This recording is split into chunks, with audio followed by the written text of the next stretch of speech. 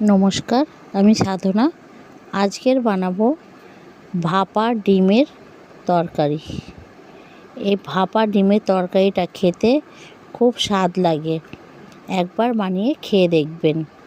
প্রথমেই আমি 8-9টা ডিম নিয়েছি। 8টা মতনই আমি ডিম নিয়েছি। ডিমটাকে আমি সবগুলো ফাটিয়ে নিয়েছি। এবার এই ডিমগুলোর মধ্যে দিয়ে দেবো মিহি করে কুচিয়ে রাখা আধখানা মতন পেঁয়াজ বা ছোট একটা সাইজের পেঁয়াজ দেবেন। দিয়ে দেবো স্বাদ মতন নুন আর একটু গোলমরিচ হাফ চামচ মতন দিয়ে ভালো করে ডিমটাকে আমি ফেটিয়ে নেব।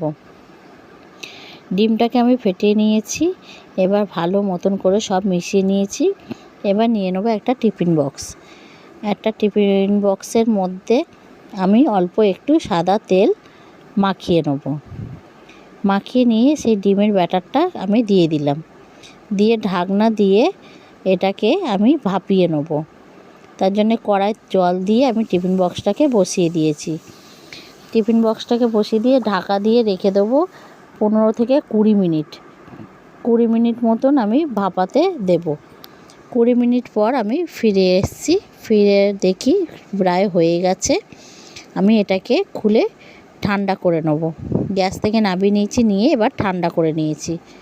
ঠান্ডা করে এবার আমি টিফিন বক্সটা খুলে দেখছি যে প্রায় হয়েই গেছে। ডিমটা সেদ্ধ, কোনো দিকে নরম নেই। এবার একটা ছুরির সাহায্যে এটাকে আমি টিফিন বক্স থেকে বার করে নেব। টিফিন বক্স থেকে এটাকে আমি বার করে নেব একটা থালার মধ্যে। বার করে এবার ডিমটা পুরো ভালো মতনই ভাপানো হয়ে গেছে। এবার এটাকে ছোট ছোট পিস করে কেটে নেব। পিসটা আপনাদের আন্দাজ মতন আপনারা পিস করবেন। আমি একটু বড় বড় সাইজেরই একটু পিস করেছি। আমি এগুলোকে এবার কড়াই তেল দিয়ে এগুলোকে আমি একটু লাল লাল করে ভেজে নেব। খুব বেশি ভাজবো না, হালকা করে একটু ভেজে নেব। ডিমগুলোকে আমি দু পিঠে লাল লাল করে একটু ভেজে নিয়েছি। এবার এই ডিমগুলোকে আমি তুলে নেব। ডিমগুলোকে আমি সব তুলে নিচ্ছি। দিয়ে ওই তেলের মধ্যেই এবার দিয়ে দেবো একটা তেজপাতা আর একটু গোটা জিরে ফোড়ন। ফোড়নটাকে একটু নেড়ে চেড়ে ভেজে নেব। যখন ফোড়ন থেকে একটা সুন্দর গন্ধ বেরোবে তখন আমি দিয়ে দেবো কেটে রাখা আলু। আলুগুলোকেও এবার আমি লাল লাল করে ভেজে নেব। তার জন্য দিয়ে দিলাম একটু নুন আর দিয়ে দেবো অল্প করে একটু হলুদ গুঁড়ো। দিয়ে আলুগুলোকে আমি লাল লাল করে ভেজে নেব।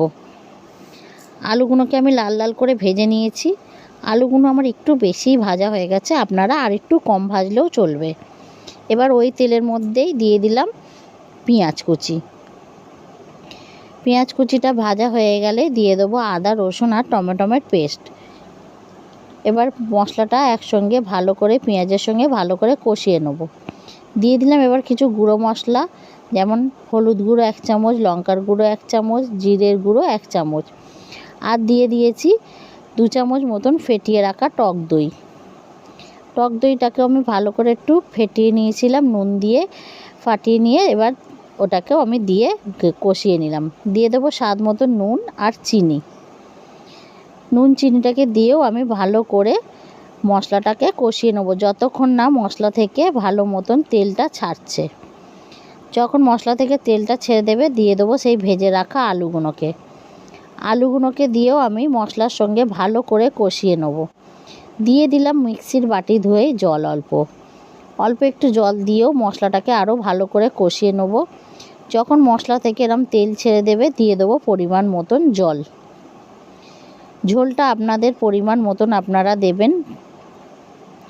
আমি আমার পরিমাণ মতন দিয়েছি ঝোলটা। দিয়ে এটাকে যখন ফুটে উঠবে তখন এবার সেই ভেজে রাখা ডিমগুলোকে আমি দিয়ে দিলাম। ডিমগুলোকে দিয়ে আমি 2-3 মিনিট ফুটিয়ে নেব। 2-3 মিনিট আমি ডিমটাকে দিয়ে ফুটিয়ে নিচ্ছি। নেড়ে চেড়ে ভালো করে ডিমগুলোকে দিয়ে আমি ফুটিয়ে নিলাম। দিয়ে দেবো এবার একটু গরম মশলার গুঁড়ো। গরম মশলার গুঁড়ো দিয়ে দিলেই আমার ভাপা ডিমের রেসিপিটা কমপ্লিট হয়ে যাবে। আপনাদের যদি এই রেসিপিটা ভালো লেগে থাকে তাহলে একটা লাইক কমেন্ট শেয়ার করে দেবেন আর সাবস্ক্রাইব করে আমার পাশে থাকবেন। আর যদি ফেসবুকে দেখেন আমার পেজটাকে ফলো করে রাখবেন। এরমভাবে একবার হলেও আপনারা বানিয়ে খেয়ে দেখবেন, খুব ভালো লাগে। আর কারা কারা এরমভাবে ডিম ভাপা খেয়েছেন তারা আমাকে কমেন্ট করে জানাবেন।